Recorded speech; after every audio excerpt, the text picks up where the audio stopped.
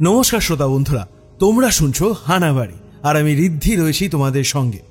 বিভিন্ন সাধের গল্প শুনতে অবশ্যই সাবস্ক্রাইব করো তোমার আমার গল্পবাড়ি হানাবাড়ি। আর তোমাদের নির্বাচন অনুযায়ী হানাবাড়িতে শুধুমাত্র এখন ভুতুরে নয়, কিছু কিছু সময় অদ্ভুতেরও ঘটবে। নমস্কার বন্ধুরা, কেমন আছো? সবাইকে জানাই শুভ বিজয়া। আশা করি পুজো সববার খুব ভালো গেছে। আর তোমাদের কাছে অনেক অনেক ধন্যবাদ অভিক অর্জুন দত্তের কাল রাত্রি গল্পটা এত ভালোবাসার জন্য। এখনো পর্যন্ত যারা এই গল্পটা শোনোনি, যাও আমাদের চ্যানেলে গিয়ে এক্ষুনি এই গল্পটা শুনে তোমাদের মতামত দাও। বন্ধুরা, পুজোর পর আবারও চলে এলাম তোমাদের সামনে একটি দুর্দান্ত ভৌতিক গল্প নিয়ে। আজকের গল্পটা নেওয়া হয়েছে আমাদের হানাবাড়ি ফেসবুক পেজে আয়োজিত দুর্গাপুজো উপলক্ষে যে ভৌতিক গল্প প্রতিযোগিতা আয়োজন করেছিলাম আমরা, সেখান থেকে প্রথম 5টা গল্প আমরা পছন্দ করি। তার মধ্যে থেকে প্রথম গল্প আজ তোমাদের সামনে। শ্রাবন্তী ঘোষের কলমে দুর্গা দুর্গতি নাশিনী। আজকের গল্প পাঠে রৌনক। চলো আর দেরি না করে গল্পটা শুরু করা যাক। গল্পটি শেষ পর্যন্ত শোনার অনুরোধ রইল।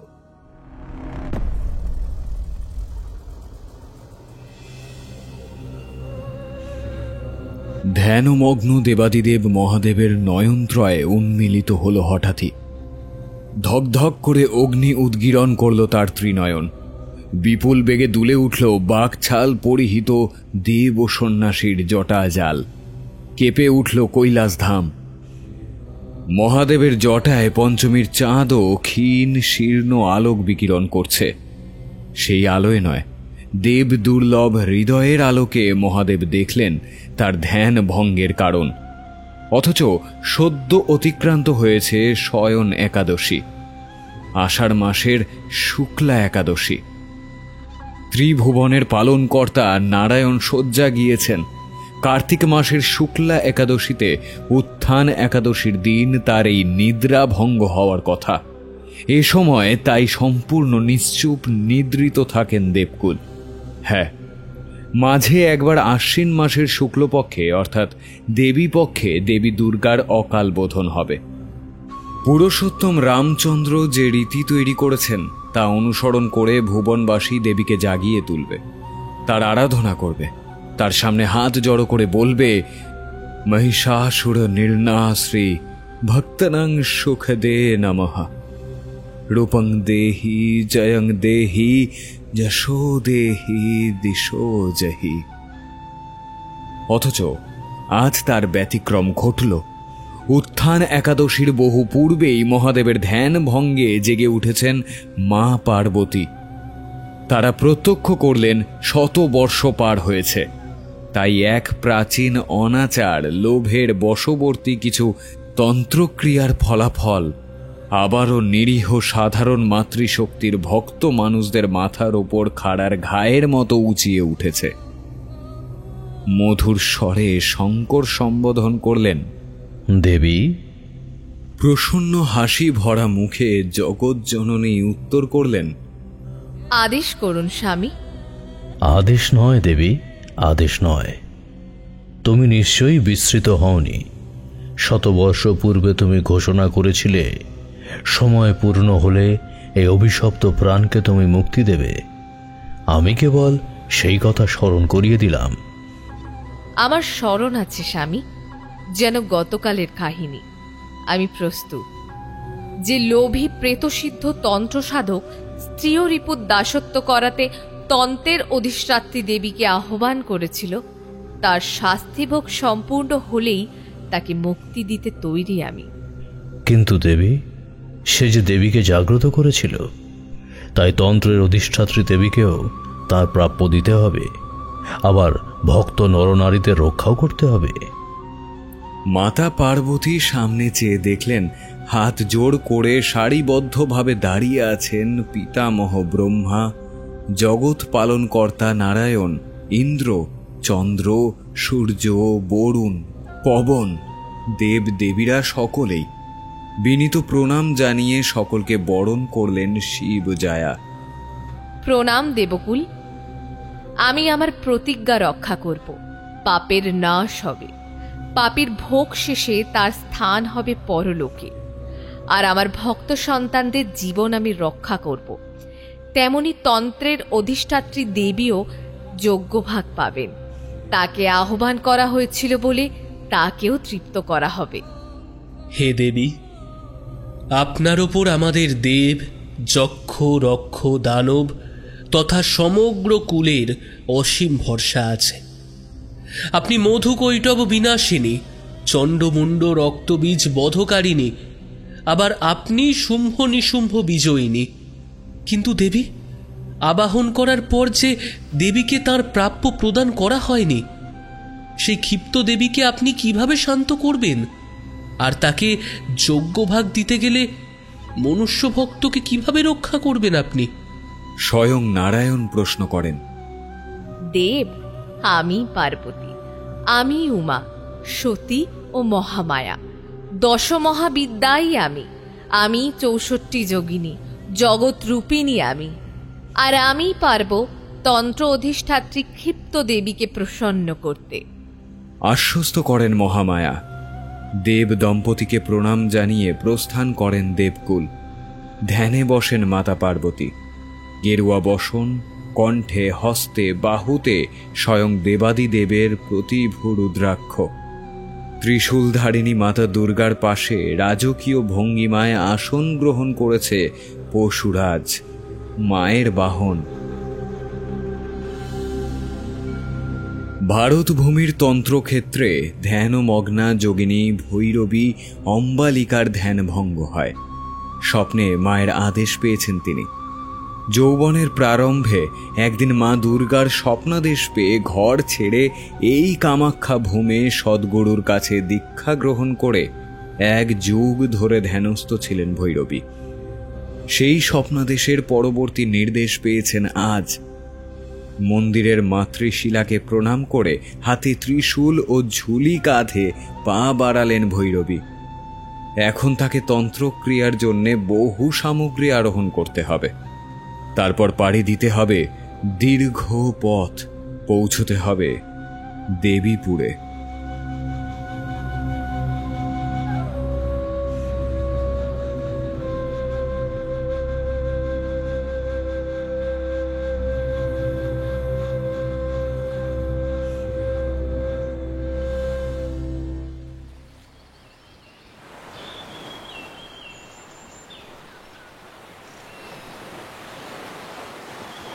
দেবীপুর গ্রামের উত্তর প্রান্ত দিয়ে বয়ে যাচ্ছে গঙ্গা নদী। এই আষাঢ় মাসে ভরা বর্ষায় নদী অশান্ত থাকারই কথা, কিন্তু এবছর জল যেমন বেড়েছে তেমনই তীব্র ভাঙনও শুরু হয়েছে। দিন রাত জলের ধারে কাদামাটির বড় বড় চাঙড় ঝরে পড়ছে, গাছের গোড়া আলগা হয়ে যাচ্ছে, উপড়ে পড়ছে ঘূর্ণিস্রোতের মাঝখানে। পিতৃপুরুষের ভিটে মাটি ছেড়ে পথে বসতে হবে কিনা চিন্তায় কাতর গ্রামের সকলে। তার মধ্যে আজ ভোর হতে না হতেই মুখে মুখে খবর ছড়িয়ে পড়ল নদীর ধার ঘেঁষে প্রায় 200 বছর ধরে দাঁড়িয়ে থাকা জমিদার বাড়ির ধ্বংসস্তূপ মাঝরাতে ধুয়ে নিয়ে গেছে নদী স্রোত।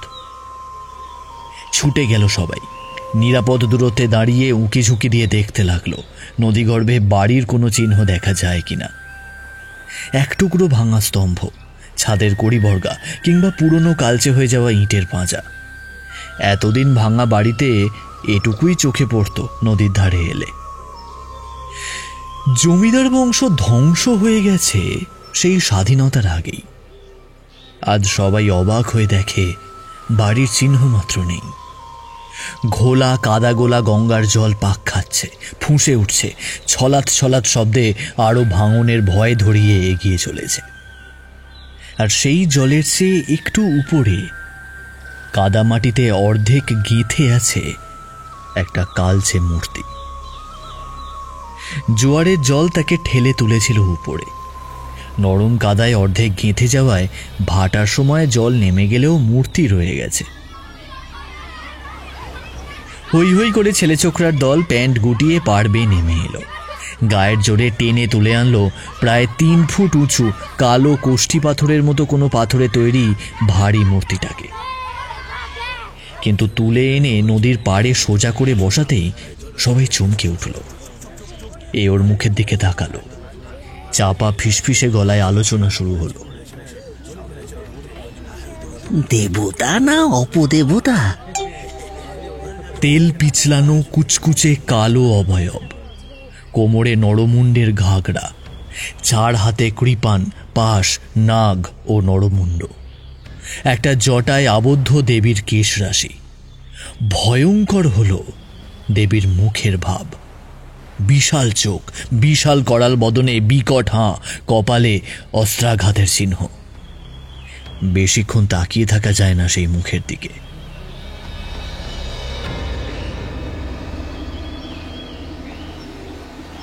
মোক্ষদা ঠাকুমা খ্যানখ্যানে গলায় বলে উঠলেন, ওরে অনামুকর দল, এ কাকে তুলে এনেছিস? এ কোন কাঁচা খেগো দেবতা? ছেলে পুলে দিয়ে গায়ের ভেতর আজ 200 বছর ধরে আছি আমরা, কখনো এমন দেখিনি। ফেল ফেল, জলে ফেলে দে মুক্তি। কি গো টাউর মশাই, কিছু বলো এই হাঁদা গঙ্গারাম গুলোকে। গলা খাঁকারি দিয়ে গ্রামের মন্দিরের পুরোহিত কালী কিঙ্কর আচার্য বললেন, ঠাকমার কথাটা ফেলনা নয়। এমন মূর্তি কখনো দেখিনি বাবা সকল। এর আকার প্রকার দেখে গ্রামের ভিতরে মূর্তি রাখার সাহস ঠিক হচ্ছে না। তাই যেখান থেকে দেবী এসেছেন সেই নদী গর্ভেই। না না, এই মূর্তিটা নদীতে বিসর্জন দেবেন না প্লিজ। এটা নিশ্চয়ই জমিদার বাড়ির ভেতরে ছিল, ধ্বংসস্তূপ সরে যেতেই বেরিয়ে পড়েছে। তারা বড় লোক ছিলেন, বংশের কেউ হয়তো শিল্পের অনুরাগী ছিলেন, তারই সংগ্রহ এটা। আমি এটা এক কাজ করি, ছবি তুলে গুগলে দেবো, খুঁজে নেবো এটা কিসের মূর্তি। এটা কার্বন টেস্ট করার খুব প্রয়োজন। যদি কয়েকশো বছরের পুরনো হয় তাহলে দেবীপুরের নাম ছড়িয়ে পড়বে। ঠাকুমা ঠাকুরমশাইকে থামিয়ে দেন দেবীপুর উচ্চ বিদ্যালয়ের বিজ্ঞান শিক্ষক জ্যোতির্ময় সেন। তা বাবা, আপনি শিক্ষক, আপনি যখন বলছেন তাই হবে। কিন্তু মূর্তি থাকবে কোথায়? কোন ঠাকুর না জেনে তো মন্দিরে। না না, মন্দিরের দরকার নেই, তবে এটাকে ফাঁকা নদীর ধারে ফেলেও রাখা যাবে না। মূর্তিটা সত্যি দামি আর দুষ্প্রাপ্য হলে চুরি হয়ে যাবে। এটাকে বরং গ্রামের কমিউনিটি সেন্টারে নিয়ে যাই। চল, আমিও হাত লাগাচ্ছি, তোরাও ধর। বেশ ভারী আছে কিন্তু, চল ওটাকে নিয়ে রাখি। জ্যোতির্ময় স্কুলে চাকরি পেয়ে বাইরে থেকে এসেছেন 5 বছর হলো, তবে নিবেদিত প্রাণ শিক্ষক বলে যথেষ্ট জনপ্রিয়। তার কথা সবাই মেনে নিল। অজানা দেবী মূর্তিটাকে 8চালা কমিউনিটি সেন্টারে একটা জলচৌকির ওপর তুলে বসানো হলো। তবে ঠাকুর মশাইয়ের মতো অনেকেরই মনটা খচখচ করতে লাগলো। এই মূর্তির মুখে কোনো করুণা নেই, বরং যেন শিকারী পশুর চোখ। বিকালে স্কুল ফেরত ছেলেমেয়েরা উঁকিঝুঁকি মারছিল কমিউনিটি সেন্টারের জানলা দিয়ে, মূর্তিটা দেখার প্রবল আগ্রহে। সঞ্জয় হঠাৎ চিৎকার করে বলে, ওরে বাবা রে, ওরে বাবা রে, চোখটা নড়ছে তো। সবাই প্রথমে হেসে ওঠে, ঠাট্টা করে, কিন্তু তারপর সবাই খেয়াল করে মূর্তির চোখ যেন থেকে থেকেই মুহূর্তের জন্য ঝিলমিল করে উঠছে। দুধ দাঁড়িয়ে পালায় কিশোরের দল। এই কথা বড়দের বলার সাহস হয় না, আবার ওই সেন্টারের পাশের মাঠে খেলতে যেতেও সাহস হয় না। বাড়ির লোকজন অবাক। এক মুহূর্ত যাদের আটকে রাখা যায় না, প্রবল বৃষ্টিতেও গোটা বিকেল 1 হাঁটু কাদায় ফুটবল খেলা নিয়ে মাঠে গড়াগড়ি দিয়ে বেড়ায় যারা, সন্ধ্যায় কান ধরে ঘরে আনতে হয়, তারা এত চুপচাপ। কেউ কেউ বই খুলেও বসেছে। কোথাও যেন একটা গন্ডগোল ঠেকে সকলের চোখেই।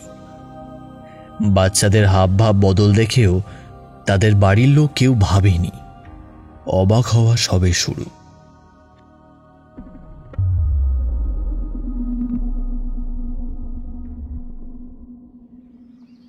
সকালে আসে প্রথম দুঃসংবাদ। হরিদাস গোয়ালার গাই গরুটা গোয়াল ঘরে মরে পড়ে আছে।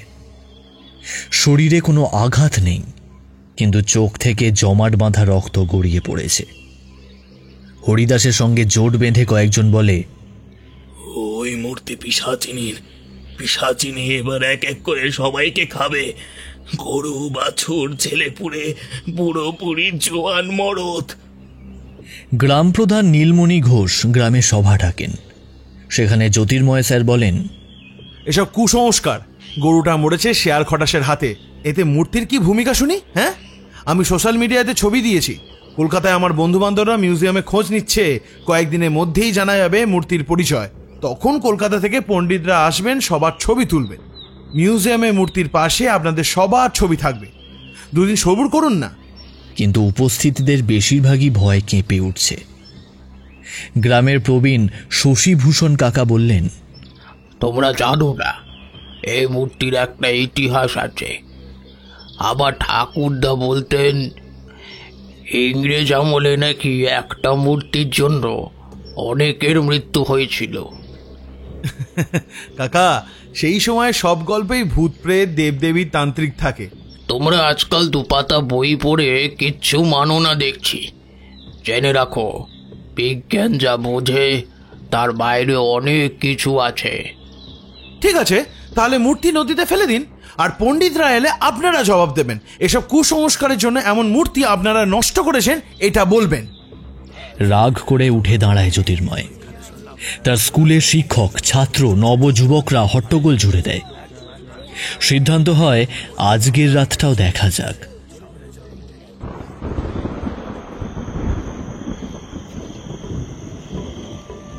রাতে হঠাৎ আকাশ কালো মেঘে ঢেকে যায়, অথচ সেদিন বৃষ্টি হওয়ার পূর্বাভাস ছিল না আবহাওয়ার খবরে। গ্রামের লোকেরা শোনে নদীর দিক থেকে ঝমঝমিয়ে বড় করতালের মতো কোনো অদ্ভুত বাদ্যযন্ত্রের বাজনা ভেসে আসছে। তারপর শুরু হয় শিঙার মতো তীক্ষ্ণ তীব্র কোনো শব্দ।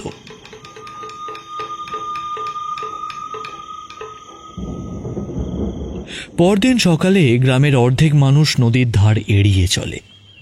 এমনকি মূর্তিটা নদীতে ফেলে দেওয়ার কথাও ওঠে না। কে যাবে মূর্তির কাছে? তার গায়ে হাত দেবে কে? কে ঘাড়ে তুলে জলে ফেলবে? তখন যদি তার ঘাড়টাই...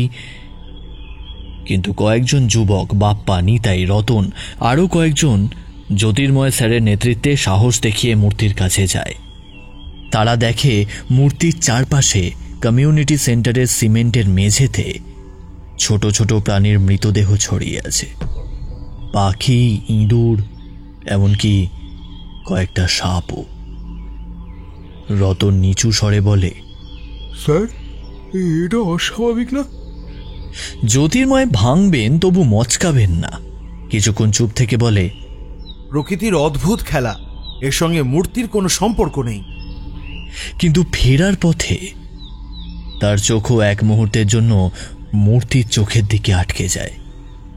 সেই দৃষ্টি যেন জীবন্ত, সঙ্গে জিভটায় যেন লাল আভা, আর মুখের পৈশাচিক হাসিটা যেন আরো চওড়া হয়েছে।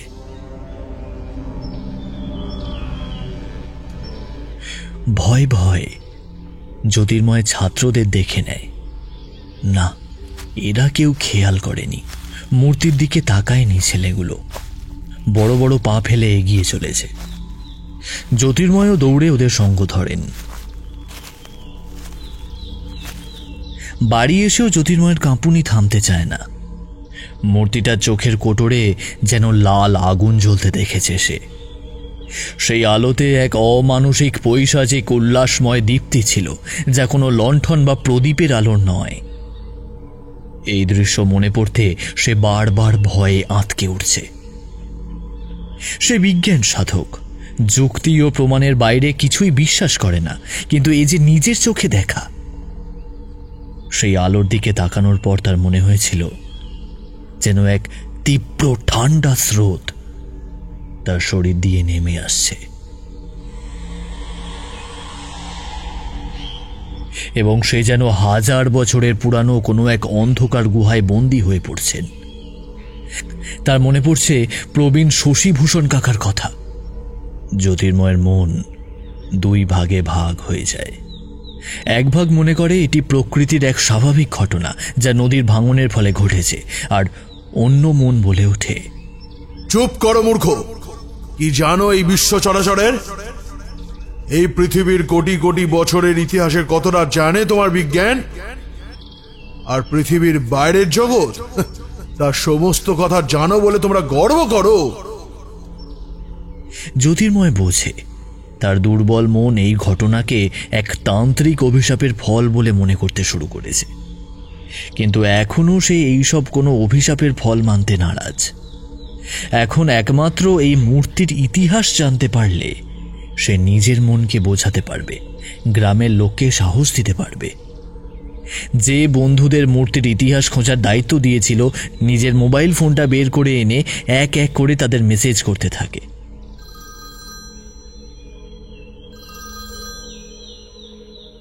হঠাৎ ওকে চমকে দিয়ে স্বল্প পরিচিত এক ব্যক্তি ফোন করে।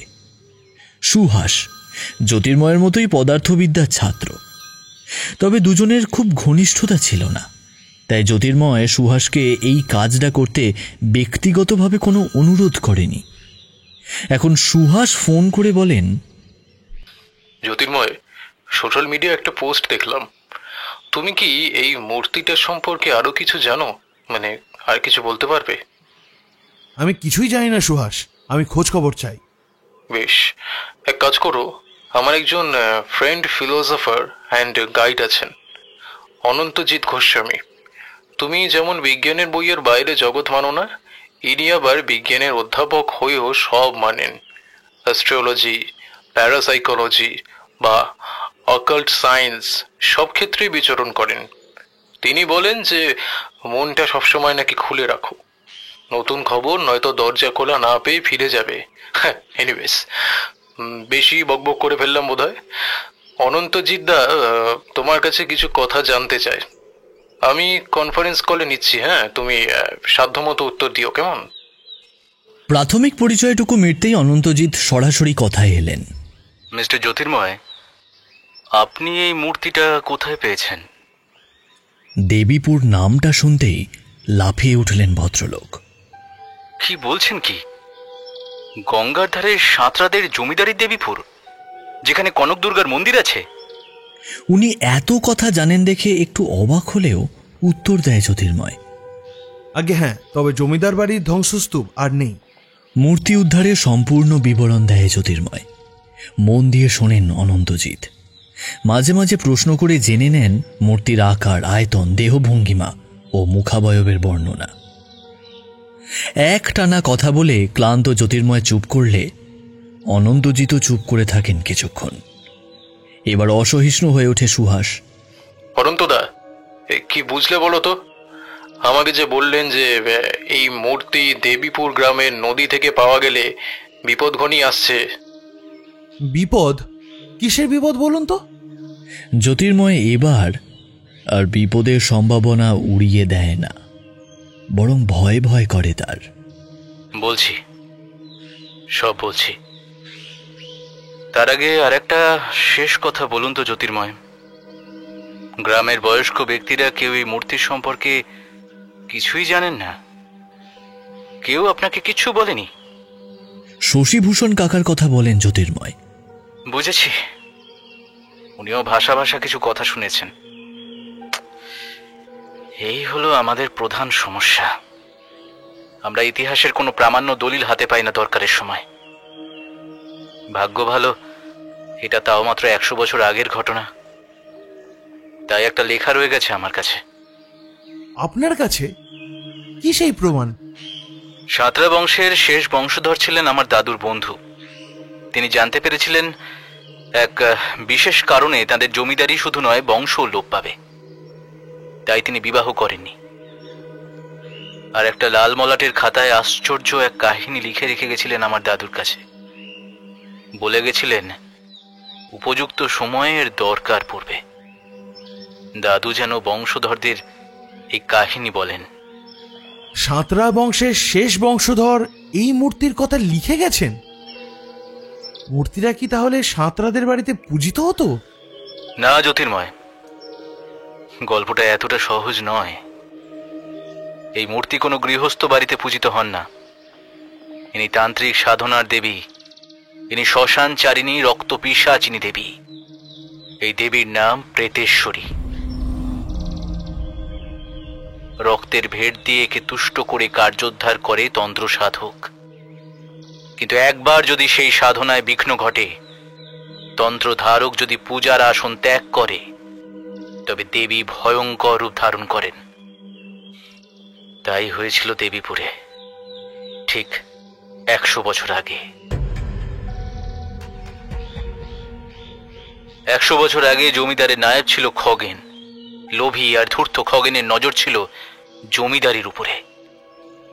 এই মূর্তি এখানে আনাই হয়েছিল খগেনের লোভ মেটানোর জন্য। কিন্তু খগেনও বোঝেনি অন্যের জন্য গর্ত খুঁড়তে গিয়ে নিজে কত বড় বিপদ ডেকে আনছে সে। কি হয়েছে সব বলুন তো আমাকে। বলছি, খগেন যখন জমিদারি দখল করার জন্য নানা প্যাঁচ কষছে, সেই সময় গ্রামের শ্মশানে এক ভণ্ড তান্ত্রিক এসে হাজির হয়, নাম যোগীনাথ। সে কিছুটা নিম্নমার্গের সাধনা করে হাত সাফাই ধরনের ক্ষমতা পেয়েছিল। তান্ত্রিক সন্ন্যাসী দেখে গ্রামের সাধারণ লোকজন তাকে শ্মশানে ফল, দুধ এসব খাবার দেয়। কেউ কেউ নিজের রোগ বেদনার কথাও নিবেদন করে। এই সুযোগের অপেক্ষাতেই ছিল যোগীনাথ। 2-3 বার বাতাস থেকে মাদুলি এনে দিয়েছে, মন্ত্র পড়ে ঘটির জল মিষ্টি করে দিয়েছে। এরকম কিছু ছোটখাটো ম্যাজিক দেখিয়ে সে গ্রামের থাকার ব্যবস্থা করে নিল। খগেনও তখন তার কাছে গেল, মানে নিজের কাজ হাসিল করতে। একদম ঠিক। খগেন তার কাছে যায়, মনের বাসনা খুলে বলে। যোগীনাথের মতো ভণ্ড আর বিকৃত মানসিকতার লোকেরা এই খগেনের মতো লোভীদের খোঁজেই থাকে।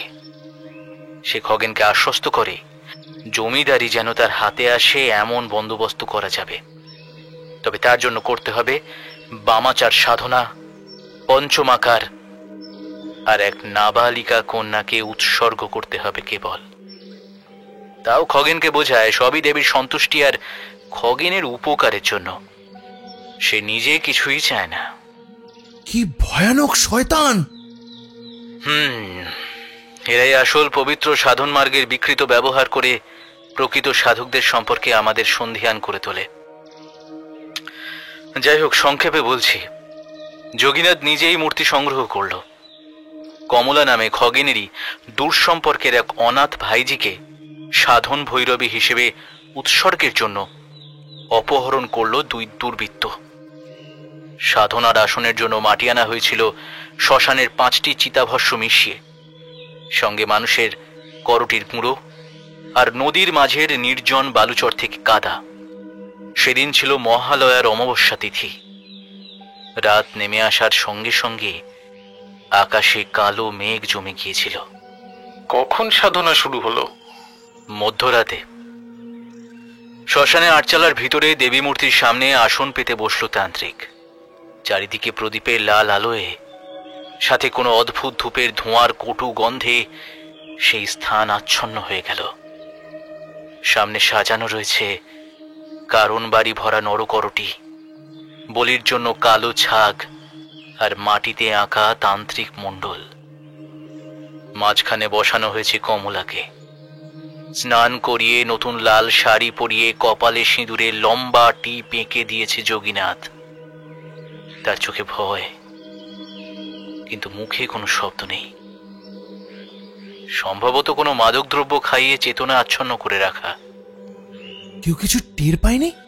না, তখনও সব অজানা ছিল গ্রামের লোকজনদের। যোগীনাথ নির্বিঘ্নে মন্ত্রোচ্চারণ শুরু করল। খগেন আসনে বসে আতঙ্কে কপাল মুছছে তখন। তার চোখে প্রদীপের আলো ধোঁয়াশা হয়ে যেতে লাগলো। সে অনুভব করল এক অদ্ভুত ভয়ঙ্কর অন্ধকার যেন চারপাশে জমাট বাঁধছে। তার মন হঠাৎ বলছে, কাজটা যেন ঠিক হচ্ছে না। কমলা তো প্রায় অজ্ঞান। কোনো মাদকের প্রভাবে তার মনে হচ্ছিল তার হাত পা বাঁধা, বাকশক্তি নষ্ট হয়ে গেছে। চোখে মুখে কেবল আতঙ্ক ফুটেছিল। কিন্তু তার ভক্তি আর বিশ্বাসে সে গ্রামের অধিষ্ঠাত্রী মা কনক দুর্গাকে ডাকতে থাকলো মনে মনে। ক্রমে ক্রমে তার চোখে ফুটে উঠল অটল বিশ্বাস। সে মাথা নিচু করে জপ করতে লাগলো। মা দুর্গা, তুমি তো দুর্গতি নাশিনী, অশুভ বিনাশিনী। তুমি তো অসহায়ের আশ্রয়। আর যদি আমায় রক্ষা না করো, তবে এই পৃথিবীতে মুক্তির আর কোনো মূল্য নেই মা। এসো এসো মা, এসো। হঠাৎ এক ঝটকায় হাওয়া এসে টিমটিমে প্রদীপের আলো নিভু নিভু হয়ে গেল। যোগীনাথ সোল্লাসে বলল, আসছেন, তিনি আসছেন। তিনি এই কন্যার রক্তে তৃপ্ত হলে তুমি রাজা হয়ে যাবে খগেন। খগেনের ততক্ষণে হাত পা ঠান্ডা হয়ে গেছে ভয়ে। সে নিশ্চুপ বসে রইল। কমলার চোখ খুলে গেল, পূর্ণ দৃষ্টি ফিরে পেয়েছে সে। আচ্ছন্নতা কাটিয়ে পূর্ণ চেতন এখন। এবারে গর্জন করে উঠল, ওরে দুরাচারী, এখনো থাম, ছেড়ে দে আমাকে, না হলে কিন্তু মা তোদেরকে ছাড়বেন না।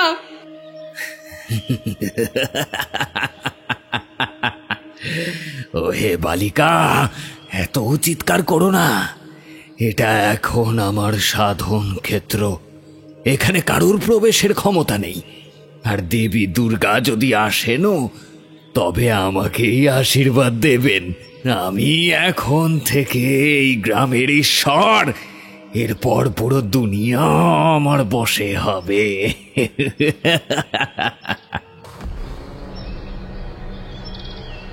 তান্ত্রিক যোগীনাথ হাতে খড়গ তুলে বলি দিতে যাবে, তখনই খগেন দেখে মূর্তি ছেড়ে কালো ধোঁয়া বেরিয়ে এসে দেবী প্রেতেশ্বরীর জীবন্ত অবয়ব গঠন করছে।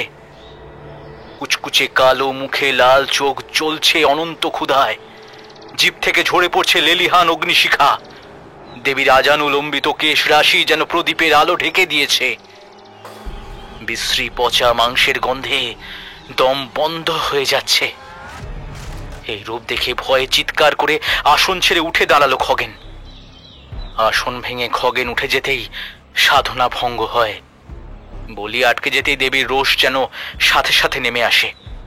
প্রচন্ড ঝড়, বজ্রপাত, আর মূর্তির দিক থেকে মুহুর্মুহু অশরীরী হুঙ্কার। সেই হুঙ্কার ছাপিয়ে একসঙ্গে সব প্রদীপ কেঁপে উঠে উজ্জ্বল হয়ে জ্বলে উঠল। মা দুর্গা প্রভাব বিস্তার শুরু করেছেন আটচালায়। ঠিক তখনই বাজ পড়ার শব্দ হলো। বাইরে আকাশে বিদ্যুতের রেখা ছুটে গেল। কমলা চোখ বন্ধ করল, কিন্তু হঠাৎ তার শরীর থেকে যেন আলো বিচ্ছুরিত হতে লাগলো। লালচে হলুদ অতসী ফুলের মতো স্নিগ্ধ সেই আলো, ভোরের সূর্যের মতো দীপ্তি। সে চোখ খুলতেই লাল দীপ্তি ছড়িয়ে পড়ল চারপাশে। তার গলায় এক ঝলক সিংহের গর্জন শোনা গেল। খগেন আতঙ্কে মাটিতে লুটিয়ে পড়ল। কমলার কণ্ঠস্বর বদলে গেল।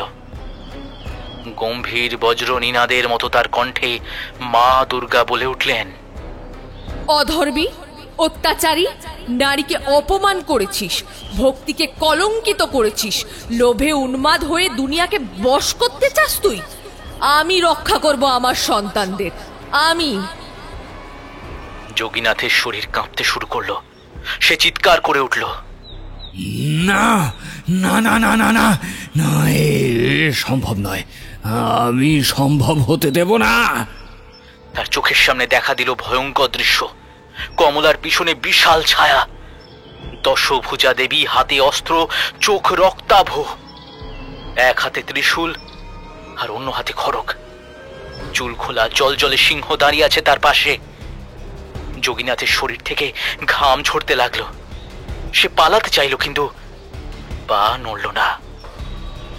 অদৃশ্য শক্তি যেন তাকে চেপে ধরেছে। কমলা অথবা দেবী ত্রিশূল তুলে ধরলেন। এক বজ্র কণ্ঠ শোনা গেল, অধর্মীর বিনাশ হোক। চারিদিক অন্ধকারে ডুবে গেল। শুধু শোনা গেল ঝড়ের গর্জন, রাতচরা পাখিদের হাহাকার, আর অদূরে শ্মশান থেকে ভেসে আসা শৃগালের ডাক। আলো মিলিয়ে যেতেই কমলা মাটিতে লুটিয়ে পড়ল। মনে হলো যেন দেবী নিজে এসেছিলেন তার ভিতর দিয়ে। খগেন ও তান্ত্রিক দুজনেরই মৃত্যু হয় সেই দিন। তাদের দেহ অদ্ভুত ভাবে একেবারে ঝলসে গিয়েছিল।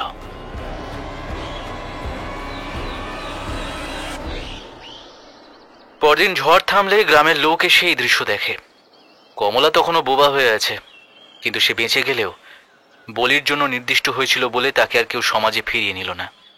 হতভাগিনী শেষে মা গঙ্গার বুকে আশ্রয় নেয়। অনন্তজিৎ থামলে সকলের মনে হয় ঘটনার একটা চলচ্ছবি যেন দেখছিল তারা। কিন্তু একটা কথা, যিনি এই বিবরণ লিখে গেছেন তিনি এত গোপন কথা জানলেন কিভাবে? কমলাকে গ্রামের লোকেরা জায়গা দিতে অস্বীকার করলে দেবী মহামায়ার আসন টলে ওঠে। তিনি গঙ্গা তুলসী পতিত পাবনী, তাই তিনি নিজের বুকে আশ্রয় দেন লক্ষ্মী স্বরূপিণী কমলাকে। আর কমলার আত্মহত্যার পর যখন ভীত ও সন্ত্রস্ত গ্রামের লোকেরা গ্রামের অধিষ্ঠাত্রী দেবী কনক দুর্গার মন্দিরের নাট মন্দিরে এই ঘটনা নিয়ে আলোচনা করছিল, হঠাৎই বিনা মেঘে বজ্রপাত হয়। নদীর ধারের এই শ্মশানের আটচালায় বাজ পড়ে। চালা ভেঙে দেবী প্রেতেশ্বরীর মূর্তি আর যোগীনাথ ও খগেনের ঝলসানো দেহাবশেষ চাপা পড়ে যায়। ফলে তাদের উপযুক্ত সৎকার হয় না। তারপর গ্রামের পুরোহিত স্বপ্নাদেশ পান সেই রাতে কি কি ঘটেছিল শ্মশানে। গ্রামের মানুষ মা দুর্গার ভক্ত বলে মা তাদের এত বড় দুর্গতি থেকে রক্ষা করেছিলেন। কমলার প্রাণ রক্ষা করেছিলেন খগেন আর যোগীনাথের বিনাশের মাধ্যমে। কিন্তু মানুষ তার মনের কথা বোঝেনি। তারা মন্দিরের দেবী মূর্তিকে ভোগ দেয়, কিন্তু অনাথা নিরপরাধ বালিকাকে মৃত্যু মুখে ঠেলে দেয় মিথ্যে ধর্মের নামে। তাই এই শাস্তি। দেবী অভিশাপ দেন যে জমিদার সমাজপতি হয়ে কমলার বিরুদ্ধে গেছে সে নির্বংশ হবে। বলেন কি মশাই, আই জমিদার বংশ শেষ হয়ে গেছে? হ্যাঁ, সবই মা দুর্গা দুর্গতি নাশিনীর ক্রোধের ফল। তবে 3 পুরুষ অবধি চলেছিল এই বংশ। সকলেই মায়ের আরাধনা করেছেন, কৃতকর্মের জন্য ক্ষমা প্রার্থনা করেছেন। শেষজন যিনি এই বিবরণ লিখেছেন তিনি তো খোদ তিব্বত কৈলাস যাত্রা করেছিলেন সাধনা করতে। পৌঁছতে পেরেছিলেন কিনা জানি না, তবে মায়েদের ক্ষমা করে আবার স্বপ্নাদেশ দিয়েছিলেন। এই ঘটনার 100 বছর পর তিনি দোষীদের শাস্তিভোগ শেষ হলে তাদের উদ্ধার করবেন। সৎকার না হওয়া মৃত আত্মার কবলমুক্ত হবে দেবীপুর। আপনি বলছেন মা কনক দুর্গাই তাহলে সব বিপদ থেকে উদ্ধার করবেন? মা কনক দুর্গার অভিশাপ, আর একদিন সেই অভিশাপ থেকে মুক্তির কথা আমার ঠাকুরদার কাছ থেকে আমার বাবা, তারপর আমার বাবার মুখে আমিও শুনেছি। এমনকি প্রেতেশ্বরী দেবী মূর্তিও অসম্পূর্ণ সাধনা সম্পূর্ণ হবে যখন প্রেতসিদ্ধা তান্ত্রিক দেবীর তৃপ্তি হবে। খাতায় লেখা আছে। মানে কি এই কথার? প্রেতসিদ্ধা দেবী কিভাবে তৃপ্ত হবেন? এইবার কি সত্যিই বলিছেন তিনি? হ্যাঁ, তাই কি তিনি এমন করছেন মাটির নিচ থেকে উঠে এসে? এই কথাটার অর্থ আমিও জানি না। এই কথা জানতেই হয়তো সেই জমিদার পুত্র কৈলাস যাত্রা করেছিলেন, কিন্তু তিনি তো ফিরে আসেননি। আমি আমার গুরুদেবকে নিয়ে দেবীপুর যেতে পারি, কিন্তু সে তো 2 থেকে 3 দিন লাগবে। তোমরা এক কাজ করো, ততদিন কোনো সাধক সন্ন্যাসীর খোঁজ করো যিনি গ্রাম বন্ধন করতে পারেন। গ্রাম বন্ধন কি হবে এতে? গ্রাম বন্ধন, দেহবন্ধন এগুলো বিশেষ ক্রিয়া। এর মাধ্যমে অপশক্তিকে কিছু সময়ের জন্য ঠেকিয়ে রাখা যায় বলতে পারো। যিনি এই ক্রিয়া করবেন তার ক্ষমতা, গ্রহ নক্ষত্রের অবস্থান, যে অপশক্তিকে ঠেকাতে চাইছি তার ক্ষমতা, এমন অনেক কিছুর উপর নির্ভর করে কতক্ষণ ঠেকিয়ে রাখা যাবে। অন্তত 3টি দিনের ব্যবস্থা করো ভাই জ্যোতির্ময়। আমি এদিকে দেখছি গুরুদেবকে নিয়ে যত তাড়াতাড়ি রওনা হতে পারি। বুঝতেই পারছো আমার নিজের ঠাকুরদার আদেশ, কিছু করতেই হবে দেবীপুর গ্রামের লোকেদের জন্য। আমি নিজের গরজেই আসছি। আপনি তাড়াতাড়ি আসুন, আমি দেখছি কি করা যায়। নিজের কথাগুলো নিজের কানেই অদ্ভুত ঠেকে জ্যোতির্ময়ের। তিনি কবে এইসব ক্রিয়াকলাপে বিশ্বাস করলেন? মাথা ঝাঁকিয়ে উঠে বসলেন জ্যোতির্ময়। বড্ড ভুল করে ফেলেছেন। শিক্ষার অহংকারে তিনি দৈব শক্তি আর সামাজিক কুসংস্কারের তফাৎ করতে পারেননি। তাই দেবীপুর এখন চরম বিপদের মুখে। ওদিকে বেলা গড়িয়ে যাচ্ছে, আর মাত্র কয়েক ঘন্টা বাকি, তারপর সন্ধ্যা ঘনিয়ে আসবে। তখন ওই দেবী প্রেতেশ্বরী তার ক্রোধে অন্ধ হয়ে নতুন কোন আঘাত হানবেন কে বলতে পারে। জ্যোতির্ময় ঠিক করেন নিজের অহংকার ভুলে এক মুহূর্তে তিনি গ্রামের বয়স্ক বিচক্ষণ মানুষদের কাছে অনন্তজিৎ গোস্বামীর সমস্ত কথা খুলে বলবেন। তাদের চেনা কোনো তান্ত্রিক অঘরী সাধক পুরুষ আছেন কিনা খোঁজ করবেন। থাকলে নিজে যাবেন তার কাছে, নিরপরাধ গ্রামবাসীদের প্রাণ ভিক্ষা চাইবেন। মা কনক দুর্গা নাট মন্দিরের কাছাকাছি এসে তিনি অবাক হয়ে যান। গ্রামের মাতব্বর স্থানীয় ব্যক্তিরা সবাই এখানে, কি নিয়ে যেন উত্তেজিত আলোচনাও চলছে। এগিয়ে যান জ্যোতির্ময়, কিন্তু তাকে দেখেই সবাই চুপ করে যায়। জ্যোতির্ময় খেয়াল করেন এক অপরিচিত ব্যক্তি বসে আছেন, পরনে ধুতি, গায়ে কৃষ্ণচূড়া রঙের নামাবলী, পাশে ওই রঙেরই একটি ঝুলি। চোখে পড়ার মতো আগন্তুকের চেহারা, একটু রোদে পোড়া তামাটে ভাব থাকলেও আদতে রংটি যে উজ্জ্বল গমের মতো তা বুঝতে অসুবিধা হচ্ছে না। বসা অবস্থায়ও দীর্ঘ শীর্ণ অবয়ব চোখ টানছে, কপালে ত্রিপুণ্ডক, উন্নত নাসা, চাপা ঠোঁট, গলাতেও চন্দনের সূক্ষ্ম রেখা, মাথার চুল নিখুঁতভাবে কামানো, ন্যাড়া মাথায় একটি গেরুয়া কাপড়ের টুপি। জ্যোতির্ময় যেমন হাঁ করে আগন্তুককে দেখছিলেন, আগন্তুকও স্থির দৃষ্টিতে চেয়ে আছেন জ্যোতির্ময়ের দিকে, যেন তারা অন্তরাত্মা পর্যন্ত পড়ে ফেলছেন। দুজন দুজনের দিকে এভাবে চেয়ে আছেন দেখে গ্রামপ্রধান নীলমণি ঘোষ গলা খাঁকড়ে তাদের দৃষ্টি আকর্ষণ করে বলেন, এই যে জ্যোতির্ময় বাবু, ইনি হলেন গ্রামের স্কুলের মাস্টার মশাই। ইনি মূর্তিটার ইতিহাস খোঁজ করছেন, আর ইনি অঘোর নন্দগিরি মহারাজ। গরুটা মারা গেল, মূর্তিটাও কেমন ভয়ানক দেখতে, তাই আমি আমার কুলগুরুর আশ্রমে খবর পাঠিয়েছিলাম গতকাল। গুরুদেব এঁকে পাঠিয়েছেন, শুনুন ইনি কি বলছেন, ভালো করে শুনুন। আপনি কিছু জানতে পেরেছেন মাস্টারমশাই, তাই না? বড় বিচলিত দেখাচ্ছে আপনাকে। ঘাড় কাত করে হ্যাঁ বলেন জ্যোতির্ময়। তারপর যত সংক্ষেপে পারেন অনন্তজিতের কাহিনী বলেন। হাত জোর করে কপালে ঠেকালেন অঘোরানন্দ। ঠিকই সন্দেহ করেছেন গুরুদেব, আমাকে বললেন। অঘোর, যা বুঝছি এই দেবী প্রেতেশ্বরী এক সময় শ্মশানের বামাচার সাধনা হয়েছে। এখন দেবী জাগ্রত, তাকে শান্ত না করলে গোটা গ্রাম ধ্বংস হবে। আমার বয়স হয়েছে, এই শরীরে সাধনা করার ক্ষমতা নেই আমার। তুমি যাও, 4টে দিন অতিবাহিত করিয়ে দাও তোমার সমস্ত সাধনার শক্তি দিয়ে। 2 দিন পরেই কৌশিকী অমাবস্যা। তান্ত্রিক সাধনার জন্য অতি উত্তম উচ্চ মার্গের তিথি এটি। সেদিন অসমাপ্ত আরাধনার ফলে ক্ষিপ্ত দেবীর শক্তি দ্বিগুণ চতুর্গুণ হয়ে উঠবে। অবশ্যই তোমাকে দেবীপুর গ্রামকে রক্ষা করতেই হবে। এই দেবীর ক্রোধের আগুন থেকে তোমাকে রক্ষা করতেই হবে। তার কথা কখনো ভুল হতে পারে না। আবার প্রমাণ হলো আপনাদের মধ্যে যিনি অলৌকিক প্রেতশক্তি তান্ত্রিক সাধনার পদ্ধতিতে সবচেয়ে অবিশ্বাসী, তিনিও বলেছেন এই ঘটনার লিখিত বিবরণ রয়েছে। 3-4 দিনের মধ্যে সেই বিবরণ নিয়ে একজন আসছেন। তাহলে এখন আপনারা সবাই চলুন, আমাকে আমার কাজ শুরু করতে সাহায্য করুন। প্রথমেই উঠে দাঁড়ালেন জ্যোতির্ময়। চলুন মহারাজ, কি করতে হবে আমাকে শুধু আদেশ করুন।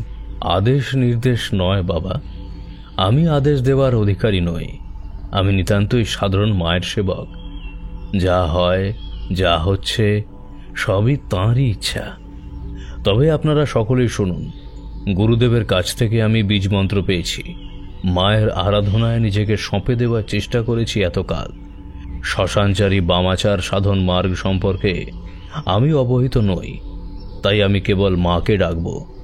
আমার সঙ্গে সঙ্গে আপনারাও মা কনক দুর্গাকে ডাকুন। মন প্রাণ দিয়ে ডাকলে মা ঠিক আমাদের সবাইকে রক্ষা করবেন। জ্ঞান ও সাধনায় নিবেদিত প্রাণ অঘোরানন্দ গিরি মহারাজ প্রতিটি বাক্যে নিজেকে অকিঞ্চিৎকর দেখিয়ে জগৎপালিকা মাতৃশক্তির জয় জয়কার করলেও তিনি অত্যন্ত জ্ঞানী বিচক্ষণ ব্যক্তি, প্রবীণ সন্ন্যাসী, একসময় তন্ত্রবিদ্যা বিভাগে অধ্যাপক ছিলেন, পরে সন্ন্যাস নেন। তিনি গ্রামে এসেই মূর্তির দিকে একবার তাকিয়েই বলেছিলেন কি কি করতে হবে। তারপর জ্যোতির্ময় এসেছিলেন নাট মন্দিরে। এখন সকলকে সঙ্গে নিয়ে তিনি এলেন সেই কমিউনিটি সেন্টারের সামনে। সেখানে এসে নিজের ঝুলি খুলে বের করলেন একটি তামার মুখবন্ধ ঘটি। সবাই উঁকিঝুঁকি দিচ্ছে কি আছে ঘটিতে দেখার জন্য। ঘটির মুখ খুলতেই দেখা গেল ভেতরে রয়েছে ছাই। বিড়বিড় করে মন্ত্র পড়তে পড়তে সেই ছাই তিনি ছড়িয়ে দিলেন ওই ঘরের চারদিকে। যেন এক লক্ষণ রেখা টেনে দিলেন দেবী প্রেতেশ্বরী মূর্তিকে ঘিরে। এরপর উপস্থিত সকলের দিকে ফিরে বললেন, আশা করি এই মন্ত্রপুত যজ্ঞভস্য ক্ষিপ্ত দেবী মূর্তিকে এক রাতের জন্য আবদ্ধ রাখতে পারবে, কিন্তু যদি বৃষ্টি হয় তবে এই ভস্যরেখা মুছে যাবে। গণ্ডির ছিন্ন অংশ ভেদ করে এপারে চলে আসা দেবীর পক্ষে অসম্ভব নয়। তাই আপনাদের অনুরোধ, সূর্যাস্তের পর কেউ ঘরের বাইরে আসবেন না। সন্ধ্যায় গৃহদেবতার পুজো আহ্নিক করুন, বীজমন্ত্র জপ করুন, মা কনক দুর্গাকে ডাকুন। আগামীকাল কৌশিকী অমাবস্যায় আমি আসনে বসব। মায়ের কৃপায় নিশ্চিত পথ খুঁজে পাব। ভয়ে ভয়ে কড়ার রাত পার করল পুরো গ্রাম। গ্রামের পথে পথে লোকের বসতির কাছে আনাচে কানাচে শিয়ালের হুক্কা হুয়া শুনে আত্মারাম শুকিয়ে যাচ্ছে সবার। তবুও সেই ভয়াল ভয়ঙ্কর রাতেরও অবসান হল।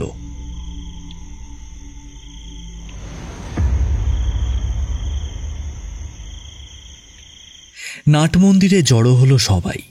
বেঁচে আছে, গ্রামের সবাই বেঁচে আছে। ঈশ্বরের পরম আশীর্বাদ যে এই প্রাণ, এই পৃথিবীর রূপ, রস, গন্ধ, আলো, বাতাস, তাই যেন আবার নতুন সুরে গুনগুনিয়ে উঠল সবার মনে। নীলমণি ঘোষ জানালেন, অঘোরানন্দ মহারাজ সারা রাত একা আসনে বসে জপ করেছেন। ভোরের আলো যখন খোলা জানলা দিয়ে তার আসন স্পর্শ করল, তখন মা দুর্গা আর নিজের গুরুদেবকে প্রণাম করে তিনি আসন ত্যাগ করেছেন। এখন তিনি বিশ্রাম করছেন। রাতে তিনি সাধনায় বসবেন। মোক্ষদা ঠাকুমা তার ভাঙা কোমর নিয়ে লাঠিতে ভর দিয়ে সামনে এগিয়ে এলেন। হাতে একটা সোনার মতন চকচকে পিতলের ঘটি। নীলমণির দিকে বাড়িয়ে ধরে বললেন, বাবা নীলয়নী সাধক মানুষ উনি, কি খান কি আচার বিচার মানেন জানি নে। আমার মুংলি গরুর দুধ এক গটি এনেছি, যদি মহারাজের সেবায় লাগে। ঠাকুমার হাত থেকে ঘটি নিয়ে মাথায় ঠেকালেন নীলমণি ঘোষ। আমি নিশ্চয়ই ওকে বলবো। আপনি হলেন গায়ের বয়োজ্যেষ্ঠা, গায়ের মাথা, আমাদের মায়ের সমান। সন্তান স্নেহে আপনি হাতে তুলে যা দেবেন সে খাদ্য যে অমৃত তুল্য মা। তার মতো নিরহংকার ধর্মানুরাগী মানুষ নিশ্চয়ই এ দান গ্রহণ করবেন। তবে এবার সবাই নিজের নিজের কাজে যাই, চলুন। আজ আবার রাত জাগতে হবে। মহারাজ আসনে বসলে আমাদেরও তার কাছাকাছি থাকতে হবে। আমাদের মঙ্গলের জন্যই তো এত সব আয়োজন। সন্ধ্যার আগেই অঘোরানন্দ মহারাজের কথা মতো দেবী প্রেতেশ্বরী মূর্তির সামনে গঙ্গামাটি ও গোবর লেপে দিল গ্রামের মেয়েরা। সেখানে তিনি পাতলেন একটি কুশাসন। আসনের সামনে রেকাবিতে সিঁদুর, লাল জবা, আতপ চাল, ঘি, মধু, কর্পূর, চন্দন, ধূপ ও 5টি ফল। চারিদিকে গঙ্গা জল ছিটিয়ে ঘিয়ের প্রদীপ জ্বালিয়ে অঘোরানন্দ আসনে বসলেন। আগেই সকলকে বলে রেখেছিলেন কেউ এই গঙ্গামাটি লেপা বৃত্তের ভিতরে যেন না আসে। এমনকি দেবী মূর্তি জেগে উঠলেও, অনভিপ্রেত কিছু ঘটলেও কেউ তার কাছাকাছি এগোবে না। ফলে বেশিরভাগ মানুষ তাদের ঘরে, গ্রামের উল্লেখযোগ্য মানুষরা নাট মন্দিরে। মহারাজকে না জানিয়েই একটু আড়াল করে উপস্থিত রয়েছেন জ্যোতির্ময়। জ্যোতির্ময় আসলে ঠিক করেছেন অঘোরানন্দ মহারাজকে বিপদে একা ছাড়বেন না। ভুল করে যে বিপদ জ্যোতির্ময় ডেকে এনেছে তার মোকাবিলা করার সময় উপস্থিত থাকবেন। অন্তত জ্যোতির্ময় জানেন না, অঘোরানন্দ সবই টের পেয়েছেন। প্রশান্ত মনে মা দুর্গাকে প্রণাম করে মন্ত্রপাঠ করতে শুরু করলেন তিনি। ওং হ্রিং ক্লিং প্রেতেশ্বরী মাতা ওই নমঃ শান্তি কুরু কুরু স্বাহা। এই আচার কেবল এক শান্তি কর্ম, যেখানে ক্রোধ শক্তিকে শান্ত করে দেবীকে তার স্থানে স্থির রাখা হবে। এখন অঘোরানন্দ তাই মূর্তিকে রক্তের বদলে পদ্মপত্রে গঙ্গাজল দিলেন, যা বামাচারে অশ্রদ্ধেয় হলেও শান্তিকর্মে আবশ্যক। মন্ত্রপাঠ আর গঙ্গাজল উৎসর্গ করে দেবী মূর্তির সামনে পদ্মপাতায় সাজিয়ে দিলেন। মা, এই অর্ঘ্য নিয়ে শান্ত হও মা, ক্রোধ দমন করো, নিরপরাধ নরনারীকে অভয় দাও। সে আসবে মা, তোমাকে প্রাপ্য বুঝিয়ে দিতে সে আসবে। ততদিন শান্ত হয়ে থাকো মা। এই উৎসর্গের সঙ্গে সঙ্গে মূর্তির চারপাশে লাল ধোঁয়া জমতে লাগলো। ধোঁয়ার ভিতর আবার দেখা গেল দেবীর রূপ, কিন্তু এবার তার ভয়ঙ্কর ক্ষুধিত রূপ অনেক প্রশমিত। অঘোরানন্দ মূর্তির গায়ে গঙ্গাজল ছিটিয়ে বললেন, ওং হ্রিং ক্লিং চামুণ্ডায় নমঃ শান্তি কুরু কুরু স্বাহা। ধীরে ধীরে দেবীর উগ্র রূপ আবার মিলিয়ে যায়, যেন মূর্তির মধ্যেই বিলীন হয়ে গেলেন। অঘোরানন্দ মহারাজের কাছে আশ্বাস পেয়ে দেবী প্রেতেশ্বরী তার প্রতিমার মধ্যে সংহত রূপ ধারণ করেছেন শুনে গ্রামবাসীরা এতগুলো দিন পর আজ প্রাণ ভরে নিঃশ্বাস নিল। তবে অঘোরানন্দ বারবার সতর্ক করলেন, দেবীকে কেবল সাময়িক আবদ্ধ করা হয়েছে, তিনি তৃপ্ত হননি। তাই এখন অনেক বেশি সংযত ও সাত্ত্বিক জীবনযাপন করতে হবে সবাইকে। এতটুকু অনাচার, এক ফোঁটাও ছিদ্র পেলে দেবী আবার উগ্ররূপ ধারণ করবেন। তবে নিশ্চিন্ত থাকুন সবাই, এই শুক্লপক্ষের মধ্যেই মা কনক দুর্গা তার ভক্তদের রক্ষার ব্যবস্থা করবেনই। ততদিন কেউ কোনো অনাচার না করলে, অসুস্থ, দুর্বল বা দরিদ্র মানুষদের সঙ্গে দুর্ব্যবহার না করে তাদের সাহায্য করলে, গ্রামের ও তার বাইরের প্রতিটি নারীকে সম্মান ও মর্যাদা দিলে, কমলার মতো কাউকে বিপদগ্রস্ত না করলে মা দুর্গা প্রসন্ন থাকবেন। তাই আমি এবার ফিরে যাব। যদি আবার কখনো প্রয়োজন পড়ে নিশ্চয়ই আসব।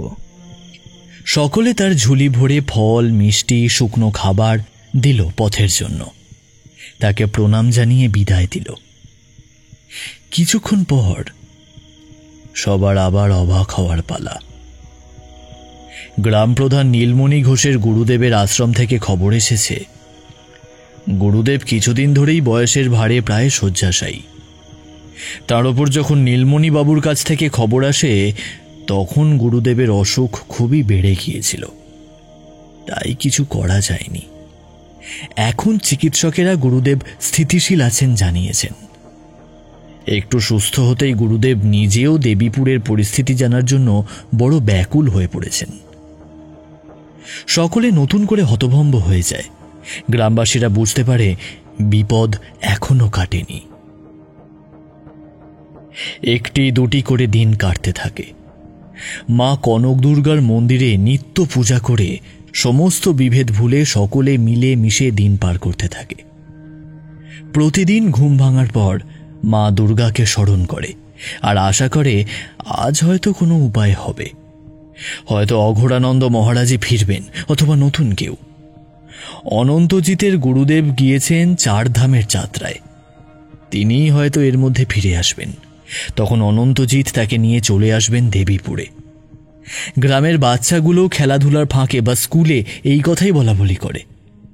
আর নিরাপদ দূরত্বে দাঁড়িয়ে সবাই তাকিয়ে থাকে সেই ঘরের দিকে। তার জানলা দরজা সব বন্ধ করে ভেতরে দেবী প্রেতেশ্বরীর মূর্তিকে শান্ত করে রেখে গেছেন অঘোরানন্দ। না, তিনি চলে যাওয়ার পর আর কেউ কোনো অস্বাভাবিক শব্দ শোনেনি। মাঝরাতে শিয়াল কুকুরের চিৎকার বা অজানা অচেনা নারী কণ্ঠের কান্না সবই বন্ধ। ঝড় বৃষ্টি হয়েছে বর্ষাকালের নিয়ম মেনেই। তাতে গ্রামের রাস্তায় কাদা হয়েছে। বৃষ্টি ভিজে কারোর অসুখ বিসুখও হয়েছে, কিন্তু তার সঙ্গে অশুভ কোনো যোগ মিশে আছে বলে কারোর মন ভারী হয়নি। নাট মন্দিরে, ঘরে, বাইরে, আড্ডার আসরে প্রশ্ন, তিনি বলেছেন কেউ আসবে, কেউ আসবে, কে আসবে, কবে আসবে? আর দুদিন পরেই পিতৃপক্ষ শুরু হবে। গ্রামের প্রত্যেকে তাদের পূর্বপুরুষদের উদ্দেশ্য করে মন্ত্রোচ্চারণের সঙ্গে তর্পণ করবে, শ্রদ্ধা জ্ঞাপন করবে। এই পক্ষকালব্যাপী তর্পণের অবসান হবে মহালয়ার অমাবস্যায়। তার অর্থই হল দেবী পক্ষের সূচনা, দুর্গাপূজা আসন্ন। আকাশে সাদা মেঘের দল এখনই মাঝে মাঝে মুখ দেখাতে শুরু করেছে, কিন্তু বাঙালি হিসাবে এই বছরের শ্রেষ্ঠ উৎসবের প্রস্তুতিতেও এবার মন নেই কারো।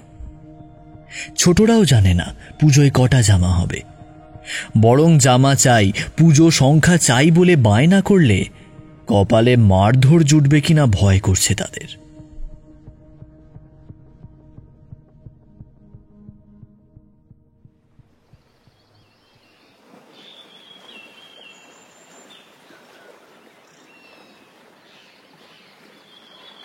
আজ রবিবার।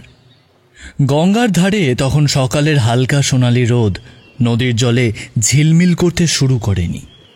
বাতাসে একটা অদ্ভুত শীতলতা।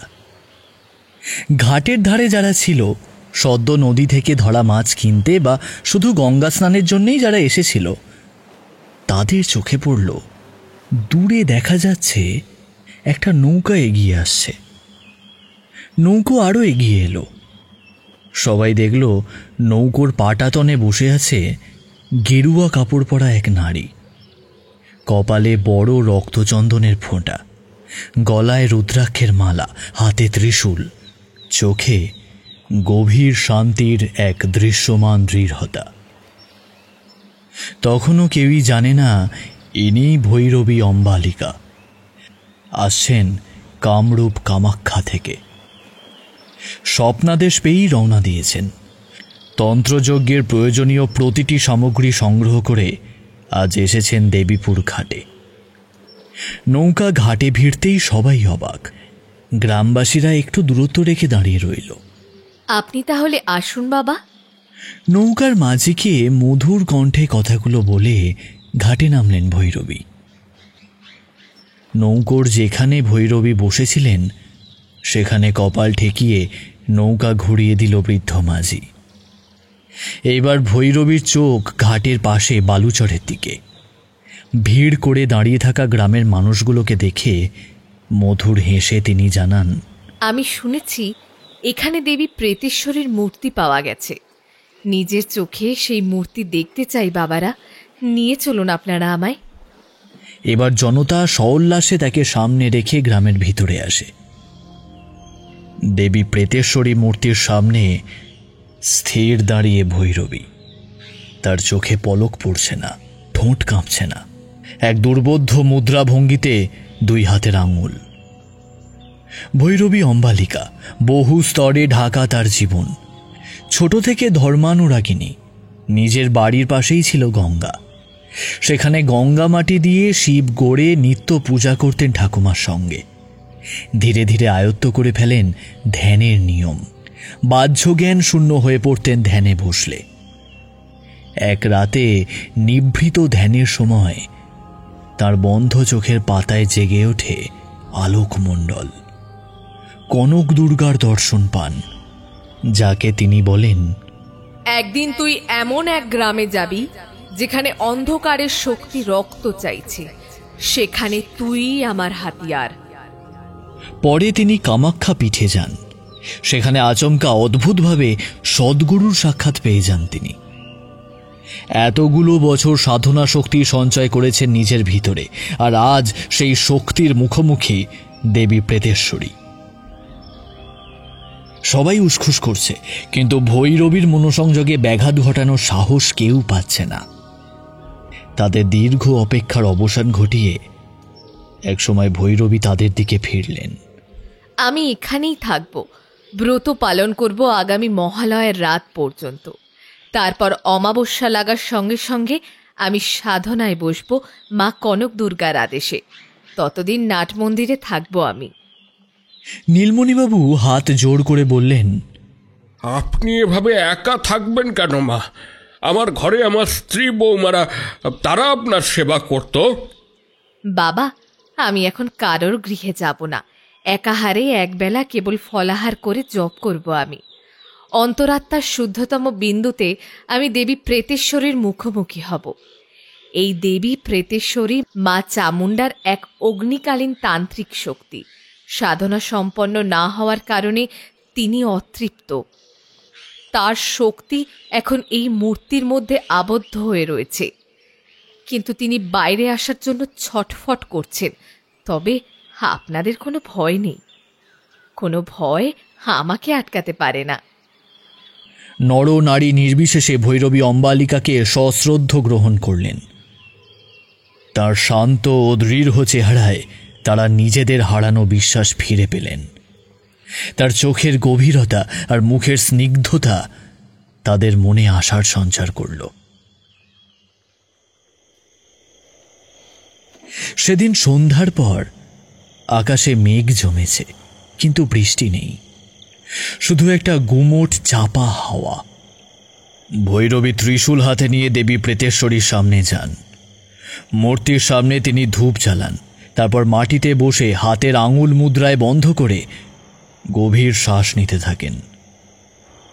কয়েক মুহূর্ত পর কুয়াশা ঘন হয়ে আসে, ঠান্ডা হাওয়া বইতে শুরু করে, আর মূর্তির চোখের লাল পাথর অদ্ভুতভাবে দীপ্ত হতে থাকে। ভৈরবী চোখ খুলে ধীর স্বরে মন্ত্র জপ করতে থাকেন। ওং ক্রিং কালী ক্রিং হিং বগলামুখী, ওং ক্রিং কালী ক্রিং হিং বগলামুখী। হঠাৎই কানের কাছে নারী কণ্ঠের ফিসফিস, তুইও মরবি, আমি রক্ত চাই। ভৈরবী ত্রিশূল মাটিতে ঠুকে বলেন, তুই আবদ্ধ, কনক দুর্গার নামে তুই কাউকে ছুতে পারবি না। বাতাস আবার শান্ত হয়ে আসে, কিন্তু তার কপালে বিন্দু বিন্দু ঘাম। স্পষ্ট বোঝা যায় এই লড়াই শুধু শুরু হয়েছে।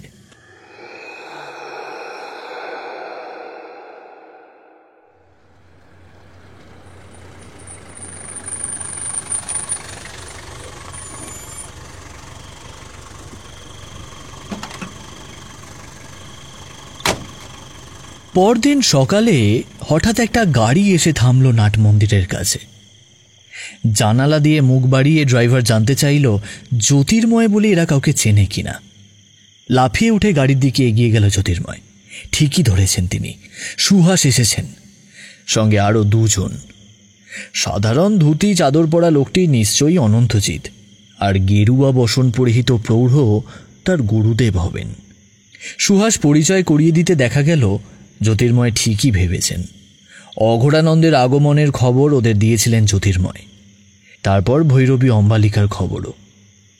অনন্তজিৎ বললেন, গুরুদেব ফিরে আসতেই সব জানিয়েছি, পারলে আমরা উড়ে আসতাম, কিন্তু যাতায়াতের সময়টুকু তো লাগবেই। সকলের মনের জোর আরও বাড়ে। পুজোয় বসতে চলেছেন ভৈরবী, তাঁর অনুচর হয়ে একটু পিছিয়ে বসবেন অনন্তজিৎ ও তার গুরুদেব।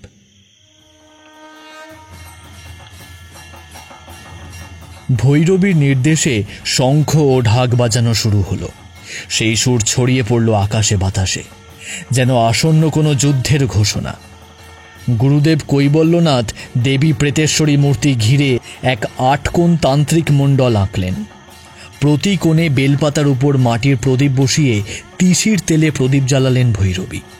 কলা পাতায় সাজিয়েছেন ধূপ, দীপ, মধু, চন্দন, কর্পূর, সিঁদুর, তেল, নীলকণ্ঠ পাখির পালকের হাতপাখা, দাড়িম্ব ফুল ও রক্তজবা।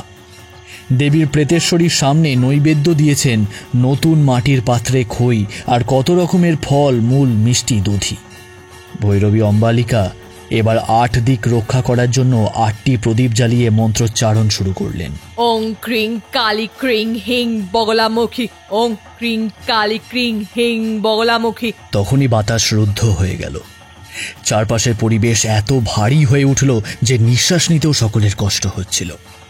এই দম বন্ধ করা নীরবতার মাঝেই হঠাৎ করে এক ভয়ঙ্কর ঝড় উঠতে শুরু করল। প্রতিটি গাছের ডালপালা প্রচণ্ড বেগে দুলতে থাকে, যেন এক অদৃশ্য কোনো শক্তি তাদের টেনে ছিঁড়ে ফেলতে চাইছে। পূজার আসনে চারপাশে জ্বালানো প্রদীপগুলোর মধ্যে অর্ধেকই নিভে গেল, বাকিগুলো মিটমিট করে জ্বলতে থাকলো। ভৈরবী তবুও তাদের জপ চালিয়ে যাচ্ছিলেন। ওং ক্রিং কালী ক্রিং হিং বগলামুখী, ওং ক্রিং কালী ক্রিং হিং বগলামুখী। ঠিক তখনই সেই তান্ত্রিক দেবীর মূর্তি থেকে কালো ধোঁয়া বেরোতে শুরু করে। সেই ধোঁয়া ক্রমেই ঘন হতে থাকে। ধোঁয়ার ভিতর থেকে দেবীর এক অশরীরী আবছা রূপের আবির্ভাব ঘটতে থাকে। সেই রূপ এতটাই ভয়ঙ্কর যে গ্রামের মানুষের হৃৎপিণ্ড যেন থেমে গিয়েছিল। দেবী বিকট হুঙ্কার দিয়ে এক অট্টহাসিতে ফেটে পড়েন, যা শুনে গ্রামের সবাই ভয় কাঁপতে শুরু করে।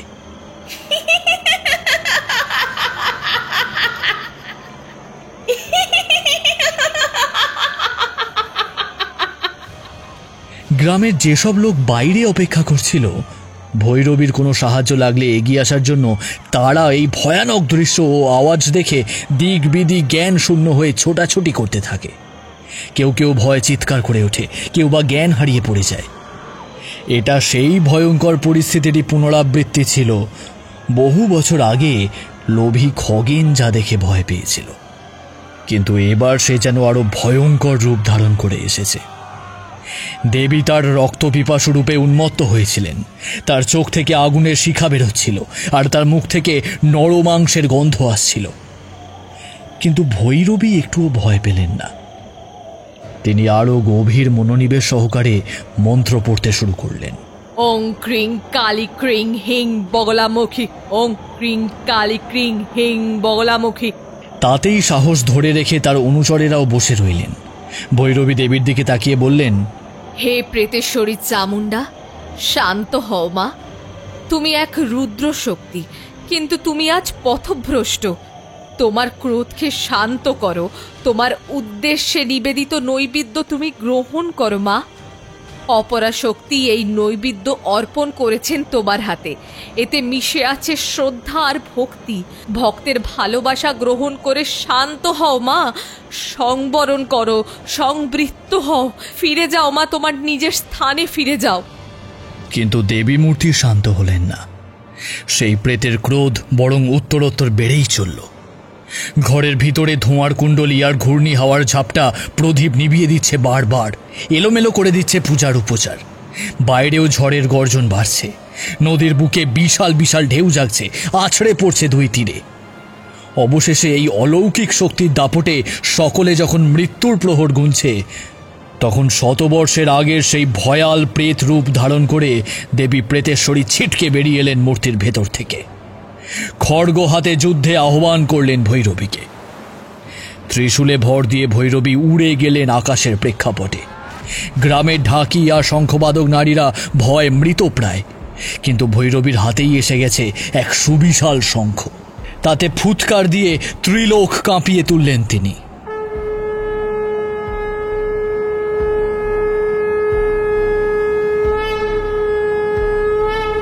ঝড়ের দাপটে যারা কানে হাত চেপে রেখেছিল তাদের কানেও যেন মধুবর্ষণ হলো। ভৈরবী ত্রিশূল তুললেন, ঝলকে উঠল বিদ্যুৎ রেখা, সোজা নেমে এলো দেবী প্রেতেশ্বরীর দিকে। হাতের খড়গ ঘুরিয়ে নিজের চারিদিকে গণ্ডি কাটলেন তিনি, কিন্তু গণ্ডি ভেদ করে সেই নীল আলো ঘিরে ধরল দেবী প্রেতেশ্বরীকে। আলোয় চোখ ধাঁধিয়ে যাচ্ছে সবার, তাই কেউ দেখল না সেই জ্বলন্ত নীল আগুনের গোলক ধীরে ধীরে শান্ত হতে লাগলো, শীতল হতে লাগলো। তার সঙ্গে সঙ্গে শান্ত হতে থাকল দেবীর রোষ মূর্তি।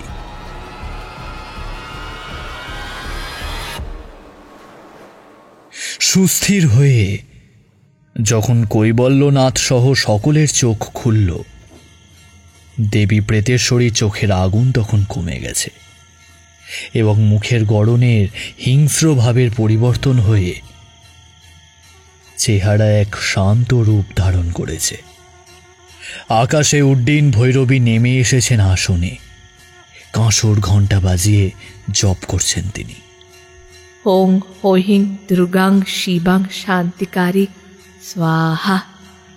একসময় দেবীর অশরীরী রূপটি ভৈরবীর মন্ত্রের প্রভাবে ধীরে ধীরে মূর্তির ভিতরে শোষিত হতে শুরু করে।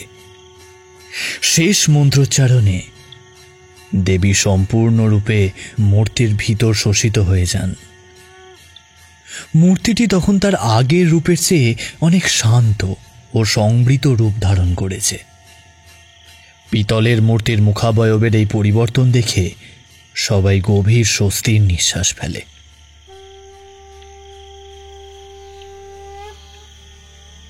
প্রায় আচ্ছন্ন গ্রামবাসীদের ভৈরবী বলেন, এবার ভোর হবে, পিতৃপক্ষের অবসান আর দেবী পক্ষের সূচনা। তোমরা এই শান্ত ঈশ্বরী মূর্তি নিয়ে যাও কনক দুর্গার মন্দিরে। এবার মা দুর্গার সঙ্গে দেবী ঈশ্বরীরও পুজো করো। ধূপ, দীপ, ফল, মিষ্টি উপাচারে মা দুর্গার পাশেই তার পুজো করে তাকে তৃপ্ত করো তোমরা। তারপর দশমী তিথিতে সমস্ত নিয়ম মেনে গঙ্গাজলে বিসর্জন দাও এই মূর্তি। কিন্তু হ্যাঁ, মনে রেখো, লোভ সংবরণ করতে শেখো, রিপু দমন করো। একদিন দুজন আত্মলোভীর কুৎসিত আকাঙ্ক্ষাই দেবীকে এই ভয়ানক রূপ দিয়েছিল। ক্ষমতার দম্ভ কমলাকে পীড়ন করায় তার বংশলোপ হয়েছে। তাই মনের অসুর বিনাশ করো দেবীর আগমনীতে। শুদ্ধ হও, শুদ্ধ চিন্তা করো। হঠাৎ সকলের হুঁশ ফেরে। ভৈরবী নেই কোথাও, নেই তার আসন, ত্রিশূল, গেরুয়া ঝুলি। সামনে অভয় মুদ্রায় ঈশ্বরী মূর্তি। তার ভয়ানক রূপ আজ আর কল্পনাও করতে পারে না তারা। গত রাতে কি হয়েছিল তাও যেন ক্রমশ মিলিয়ে যাচ্ছে মানসপট থেকে। সকলের হতভম্ব মুখগুলো দেখে শশীভূষণ কাকা বললেন, জয় মা, জয় শিব শম্ভু। বুঝলে না তোমরা, নীলমণির গুরুদেবের মন ব্যাকুল হয়েছিল দেবীপুরের রক্ষার জন্য। তিনি অপারগ দেখে ভৈরব মহাদেব স্বয়ং এসেছিলেন অঘোরানন্দ রূপে আমাদের উদ্ধার করতে। হর হর মহাদেব। মোক্ষদা ঠাকুমা, তুমি বড় পুণ্যবতী, বড় পুণ্যবতী। তোমার এনে দেওয়া দুধ খেয়েছেন বাবা নিজে এসে। অঘোরানন্দ নন, তিনি নিজেই সব অঘরীদের আরাধ্য স্বয়ং মহাদেব। কোন পুণ্য বলে কে জানে আমরা তার দর্শন পেয়েছিলাম। জয় বাবা ভোলেনাথ, জয় বাবা আশুতোষ। আর এই ভৈরবী সাক্ষাৎ আশুতোষ ঘরণী মা কনক দুর্গার অংশই দমন করলেন দেবীর বিকৃত প্রেত রূপ। জয় মা দুর্গা, জয় মা দুর্গতি নাশিনীর জয়। ভৈরবী যেখানে আসন পেতেছিলেন সেখানে মাথা ঠেকিয়ে প্রণাম করে সবাই।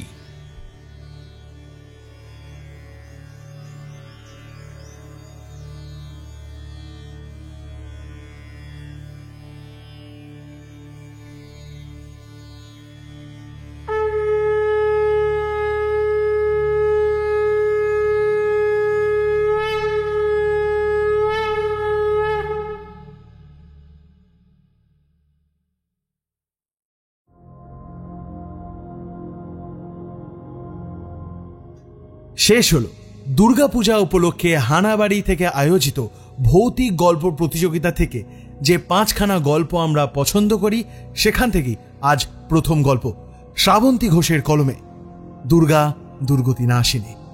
আজকে গল্প পাঠে রৌনক, অন্যান্য চরিত্রে মিমো, নীল, বর্ণালী, পার্থ, শুভম, রুভিনা, সৌমিক, সুমন এবং আমি ঋদ্ধি। স্ক্রিপ্টিং দিশানি। এই সুন্দর প্রচ্ছদটা করেছে দীপ জিএফএক্স। বিশেষ সহযোগিতায় সুচেতা। আবহ, শব্দগ্রহণ ও ভিডিওগ্রাফিক্স হানাবাড়ি প্রোডাকশন। শব্দ সংযোজন রিম্পা। পরিবেশনা ও পরিচালনা টিম হানাবাড়ি। তাহলে বন্ধুরা, কেমন লাগলো আজকের গল্প? জানাও তোমাদের মতামত আমাদের কমেন্ট বক্সে।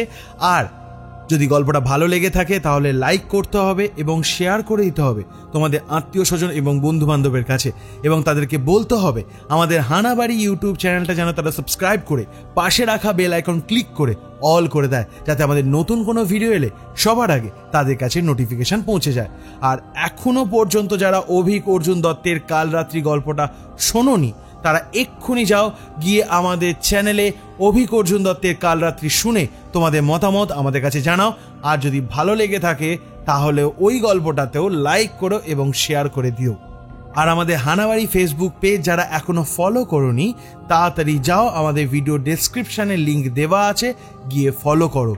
কারণ আমাদের কিন্তু সব সময় প্রতিযোগিতা চলতেই থাকে। আর তোমাদের মধ্যে যারা লেখক লেখিকা আছে তারাও কিন্তু এই ফেসবুক পেজে তাদের লেখা জমা দিতে পারো। পছন্দ হলেই তোমাদের সাথে সরাসরি যোগাযোগ করে ওই গল্পটি বা ওই উপন্যাসটি আমরা অডিও রূপ নিয়ে আসবো। বন্ধুরা, কাল রাত্রির পর তোমাদের জন্য আসছে আরও একটি সারপ্রাইজ। হ্যাঁ, ঠিক শুনেছ, আর এটা খুব তাড়াতাড়ি আসছে। মনীষ মুখোপাধ্যায়ের বহুল চর্চিত একটি উপন্যাস নরক আসছে খুব তাড়াতাড়ি। নজর রেখো হানাবাড়ি ইউটিউব চ্যানেলে। তাহলে বন্ধু, আজ আসি, দেখা হচ্ছে পরবর্তী কোনো গল্পে। ততদিন ভালো থেকো, সুস্থ থেকো, হানাবাড়ি পাশে থেকো, সাবধানে থেকো, আর ভয় থেকো। শুভরাত্রি।